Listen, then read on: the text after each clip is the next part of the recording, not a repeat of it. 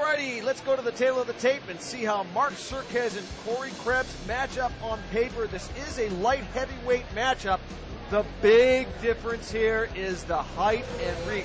Corey Krebs, a freaky 6'6", 81-inch reach advantage over Mark Serkez at 5'9" and 74 inches. Mark Serkez fighting out of Team Trauma. Corey Krebs out of Gracie Baja, Orlando. There is bad blood between these two combatants.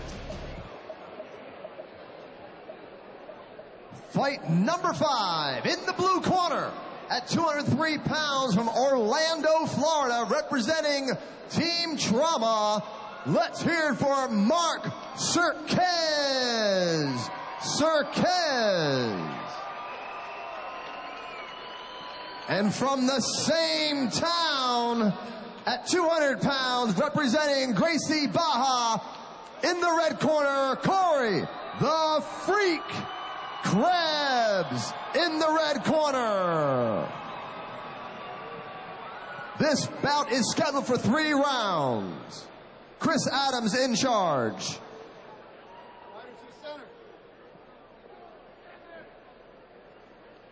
All right, gentlemen, you remember the rules we went over earlier. I expect a good, clean fight.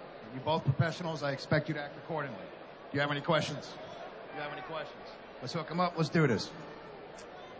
And there you see the 2 light heavyweights right there. Mark Serkez fighting out of Team Trauma, Ocala, Florida. And Corey Krebs, the Freak, fighting out of Gracie Baja. A very tall light heavyweight at about 6'6", 6'7". Doesn't want to touch gloves. He's imposing and he's a big guy, and I'll tell you, Jay, I'm not afraid of Halloween or monsters or ghosts, but when I see Krebs' tattoo on his stomach, that's a little bit scary. And, he's a really nice guy to talk to, but, seeing him nicknamed as the Freak just with his size and his tattoos, he likes that, And he's going to do everything he can, as these guys are trading pretty well, but he wants to use that reach, take advantage of that distance, and control Serkez. We've seen Serkez before. He's strong and agile and active, and his job tonight is going to be to close that distance and box or kickbox from the inside or work the fight to the ground, which would be interesting, Jay, because both of these guys are very skilled grapplers as well. So as we see with the clinch, Krebs throwing an elbow from the clinch up against the cage there. Yeah, Serkez swinging. Sorry about that, Ben. Yeah, just the size difference is a big challenge for Mark. You had mentioned reach earlier on. 81 inches for the Freak. That is a lot to deal with. It's hard to box and kickbox and strike with guys that have a reach like that.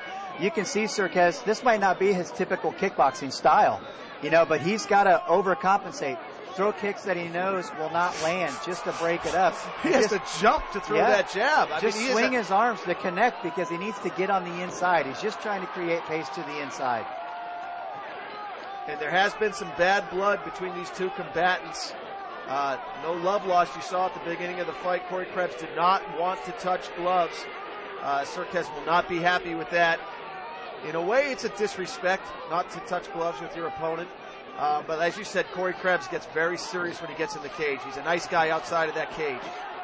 We want to see as much sportsmanship as possible, but don't you agree, Jay, that we're seeing more and more of the "I'm not touching your gloves"? Yeah, there's definitely that attitude starting to creep more into the sport. Nice right left there by Mark Serkez. Those punches are connecting and landing, as we've been talking about, when he gets on the inside. And a big knee from Krebs right there, I think, just opened up Serkez, as we can see the blood coming out of the forehead. And referee Adams is going to stop the motion for a minute and take a look. It's not near the eye, but the problem here, Jay, is if that cuts directly above the eye, is the blood going to run down and block the vision? If it's going to be blocking the vision, they'll stop this fight and let the doctor take a look at it right now. This is actually a very good break for Mark Serkez, because there's a possibility he could have been hurt by that knee, and this is a good chance for him to gather himself, but also to make it very clear to him that he's probably going to have to, based on where that cut is, really pick up the pace here and try to finish things off. When you know you're cut, you know you're behind in the fight, at least as far as the judges see it.